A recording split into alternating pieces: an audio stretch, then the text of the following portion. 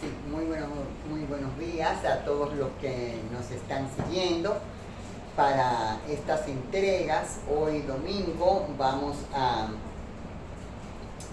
continuar con las entregas que hemos venido haciendo sobre la vida de Jesús, la vida pública de Jesús, que está muy bien recogida en las Escrituras, como decía en la primera parte, pero que evidentemente hay datos, hay innúmeros detalles de la vida de Jesucristo que no se recogieron en la Biblia, pero aún así es real y es verídico. Y yo decía en la última entrega que esas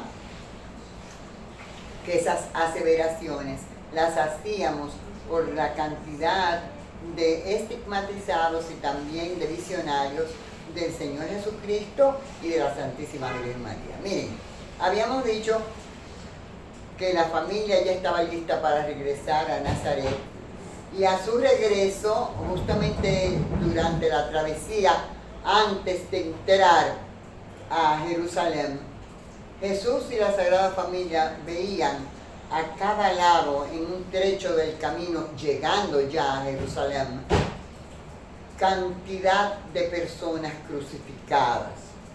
Porque los romanos, imperio maligno, como maligno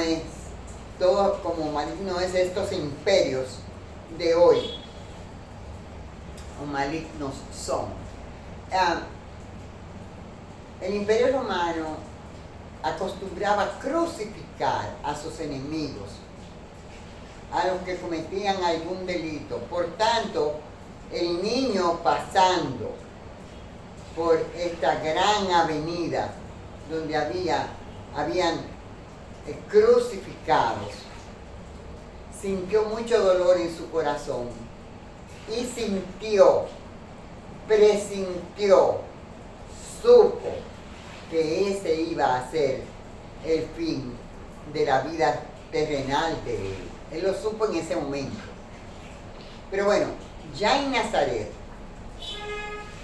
José continúa con su trabajo de carpintero.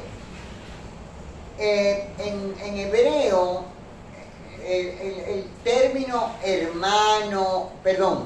arameo, el término hermano, primo hermano no existe. Se utiliza hermano para todo el conjunto de primos y de familiares, cercanos. El arameo es una variación del hebreo y tiene también algunas construcciones de la lengua fenicia. Por eso, cuando yo escucho el Padre Nuestro en arameo, siento un gran estremecimiento en mi alma, porque hay palabras que son exactamente las mismas que se dicen en libanés. Yo digo libanés porque el árabe, digamos así, entrecomillado, del Líbano es muy diferente al del resto del entorno. Se parecen, hay palabras muy parecidas, hay palabras digamos que es un árabe más refinado. Porque, por ejemplo, si usted sabe árabe y mira la televisión libanesa, y usted sabe el árabe, digamos, convivencial, es muy difícil entender el árabe de televisión y radio porque es un idioma muy refinado. La construcción del idioma varía muchísimo.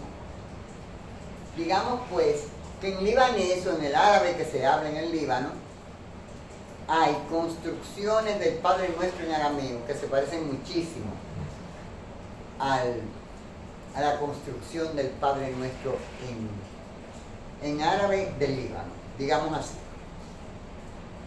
Por tanto, tomando en consideración esta parte de que la parentela, los hermanos, los primos, eran llamados todos hermanos, entro a esta parte para decir que Jesús no tuvo ningún hermano, consanguíneo ninguno, que José no era viudo, ni tenía hijos anterior al matrimonio de la Virgen María. Eso es una burda mentira.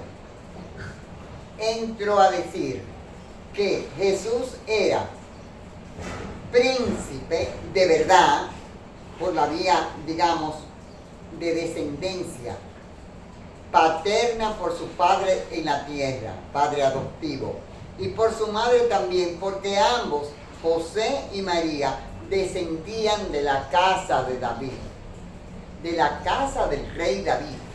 Por tanto, Jesús pertenecía a la realeza, María y José también. Pero además de vivir del trabajo de José, la carpintería o la arquitectura o los maestros constructores o tactones, como se le llamaba, eran muy bien remunerados. No es verdad que fueran pobres de toda pobreza y solemnidad, no, tenían una vida modesta, pero también eran auxiliados por Joaquín y Ana, los abuelos del niño Jesús, los abuelos terrenales, los padres de María Santísima, que eran personas muy acomodadas, eran hacendados, pero vivían también modestamente porque repartían lo que sus ganancias, un cuarto para el templo, un cuarto para los pobres, un cuarto para los servidores de las tierras y un cuarto para ellos. Y de ese cuarto para ellos, ellos auxiliaban también a la Santísima Virgen María, que por demás tejía precioso y hacía pues piezas muy hermosas para la gente. Ella nunca vendió, nunca tocó el dinero. Quien hacía los oficios de compra, de venta, era San José. Igual sucedió con Jesucristo, nunca tocó dinero, sino sus asistentes, cuando él ya era adulto. Y en esos años de Nazaret, en que él vio tantas injusticias del Imperio Romano a su gente, que él vio tanto lamento para que el Padre los auxiliara a su pueblo, al pueblo judío. Él fue preparándose desde los 12 años para magistrar en la sinagoga. Y realmente tenía un magisterio en la sinagoga, era rabino y conocía tan mejor que todos las escrituras porque se habían escrito por él y él por él primero, y él las conocía perfectamente, conocía su pasado, su presente y su futuro. Por tanto, cuando irrumpe ya a la vida pública, hay una gran divergencia en autores. Unos dicen que a los 30 años, unos dicen que a los 18, otros dicen que a los 21. Pero yo me suscribo a los visionarios de la Santísima Virgen María y a los del Señor Jesús, como por ejemplo Faustina de Polonia, Sor Faustina, la de la Divina Misericordia. Entonces, él comienza su magisterio a los 30 años, justamente 3 años de magisterio, donde él viajó mucho, prácticamente por todo Israel, la Alta Galilea, Jordania. Él ministró mucho y llevó el Evangelio a las regiones más cercanas de su pueblo. ¿Por qué iba mucho al Líbano? Me pregunta mucha gente. Bueno, así está registrado en la iglesia cristiana maronita. ¿Por qué? Bueno, porque estaba muy cerca, nosotros pensamos, después de haber leído algo, que la Santísima Virgen María tenía o relacionados muy cerca, sí, familiares, o amigos muy cercanos. Y por demás, en el tiempo de Jesucristo, esa área de la Alta Galilea, Tiro, Sidón, Caná, que es el sur del Líbano, era un camino, una avenida de comercio para todos los pueblos del Oriente Medio. Tiro era un reino-estado de una gran importancia, también Sidón. Se curtían las pieles, se le daba color a los hilos, a la tela, se fabricaba el vidrio, se ensamblaban los navíos de los fenicios. Era una sociedad politeísta, por tanto Jesucristo iba mucho para transmitir su evangelio y el reino de un solo Dios, de manera que no en balde está mencionado el Líbano 70 veces en las Escrituras y el cedro mucho más, porque con el cedro y los cipreses del Líbano se construyó el templo de Jerusalén, el segundo templo de Jerusalén. Porque lo he dicho varias veces ya, los reyes de Tiro, especialmente uno, y el rey Salomón de Israel eran muy, muy amigos, como hermanos. Bueno, pero volviendo a Jesús, Jesús ministró en varios países cercanos, incluyendo Chipre, Antioquia, en algunas regiones cercanas al Líbano. Él se embarcaba en la barquita de Pedro y iban los apóstoles con él a ministrar. Y hubieron conversiones enormes en el cristianismo. Por eso ustedes ven que después de la resurrección, los apóstoles, aparte de Antioquia y Chipre, le dieron mucha importancia a Roma y a Europa en términos generales y otros países. La espiritualidad o el sentido de la espiritualidad entre Oriente y Occidente es demasiado diferente, es abismal. Por eso fue muy difícil entender el cristianismo en Occidente en el principio. Yo creo que ahora también, pero en el principio. Volviendo de nuevo a la vida de Jesús, que no fue una vida oculta para nada, los milagros que no se han recogido en la Biblia son tantos que podríamos hacer, bueno, innúmeros textos.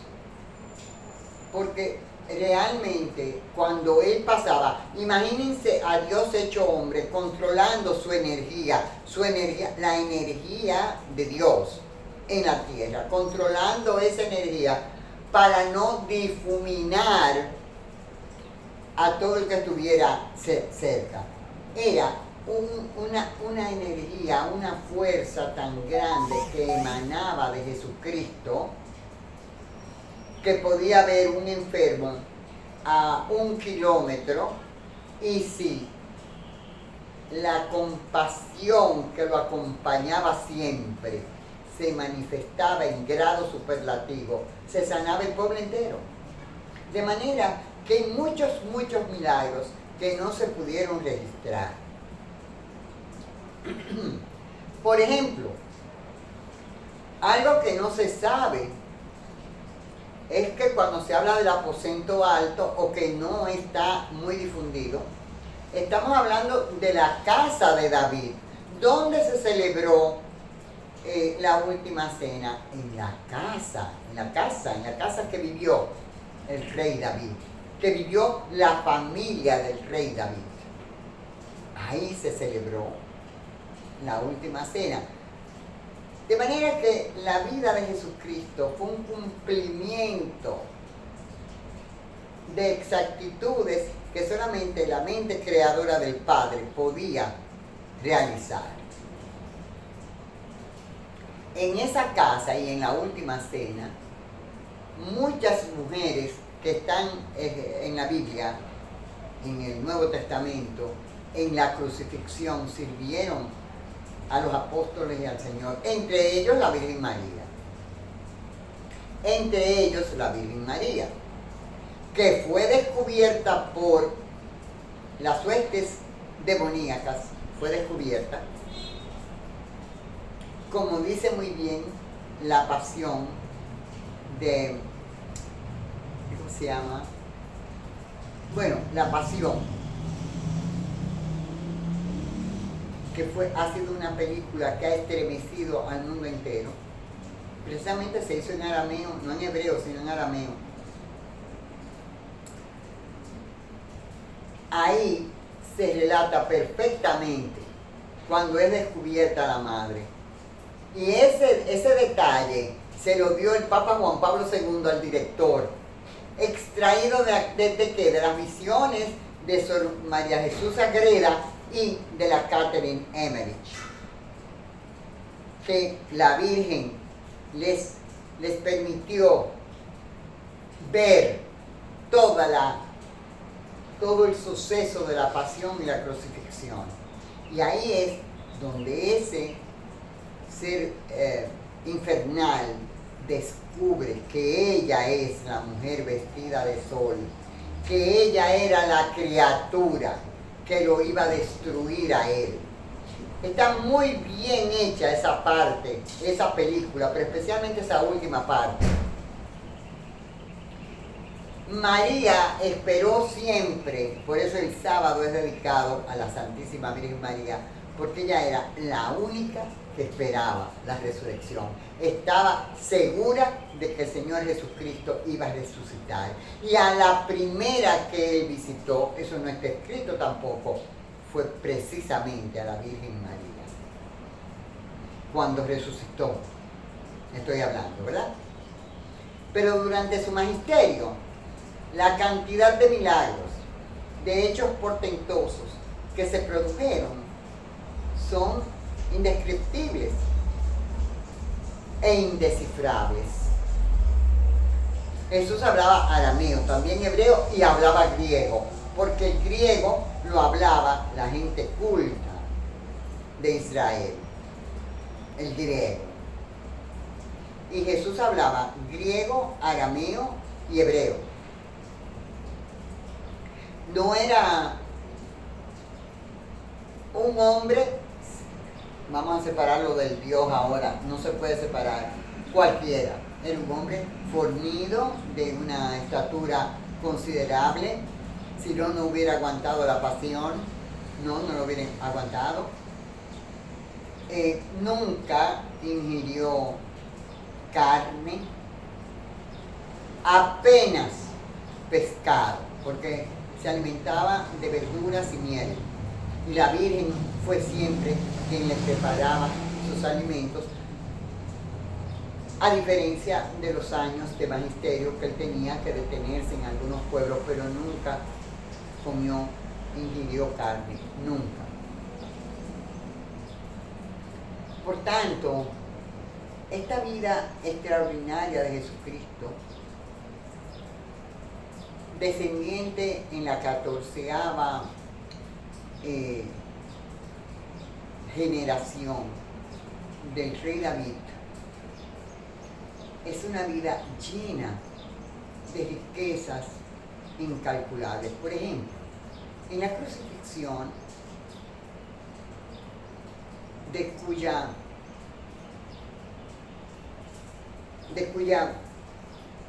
digamos,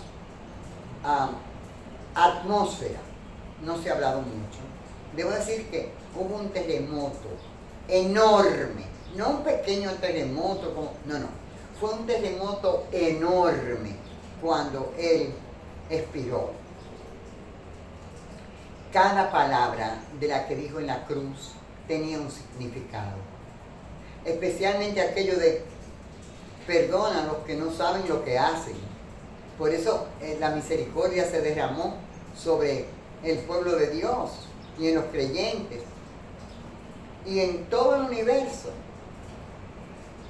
Cuando Jesucristo iba a expirar, el firmamento completo se llenó de todos los coros de ángeles para ascender con él.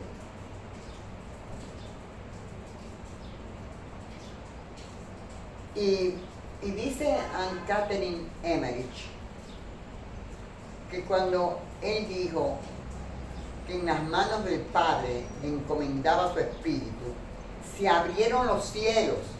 Ella vio una puerta dimensional enorme, abierto los cielos, lo dicen muchísimos místicos. El cielo se quedó, vamos a decirlo popularmente, sin gente. Todo el mundo estuvo alrededor de ese hecho. Por eso se sintió tanto. Por eso huyeron despavorida la gente, porque sabían que algo extraordinario estaba pasando. Por eso los sanedrines estaban asombrados y hasta con miedo en el templo, porque se rasgó el velo de verdad en dos. ¿Por qué en dos? Bueno, los que son míos y los que son del otro. ¿Por qué no fue en tres y en cuatro? Bueno, porque son dos fuerzas, la del bien y la del mal, rotos por el centro, rotos totalmente, para definir desde ese momento quién estaba escrito o está su nombre escrito en el libro de la vida y quién no. Hasta aquí lo vamos a dejar para entonces continuar con la tercera parte ya en esta próxima semana. Tengan un lindo día, muchas noticias desagradables que no voy a tocar, como por ejemplo tener el tupé de amenazar a la señora procuradora doña Miriam Germán y a su hijo. Estamos frente a un hecho que yo creo que todos los organismos del Estado deben estar actuando, todos, porque según escuché que un procurador de los gobiernos del PLD dijo, habló, tronó, pero no hizo nada. Entonces es momento en que la policía, el DNI, qué sé yo quién, y los miles y miles de cosas que se inventaron estos PLDistas, como la Dirección Nacional de Investigaciones, la Dirección de no sé qué de la droga, la Dirección de la Comunidad, y tantas direcciones que nadie sabe qué es una cosa ni la otra. Y por supuesto la policía, que sabe perfectamente dónde está todo en este país, deberían de comenzar a actuar, porque óiganme, decirle a la Procuradora General de la República que la van a matar, díganme, ¿qué esperamos nosotros, los infelices que estamos aquí sentados viendo esta barbaridad? Muchísimas gracias y vamos a despedir.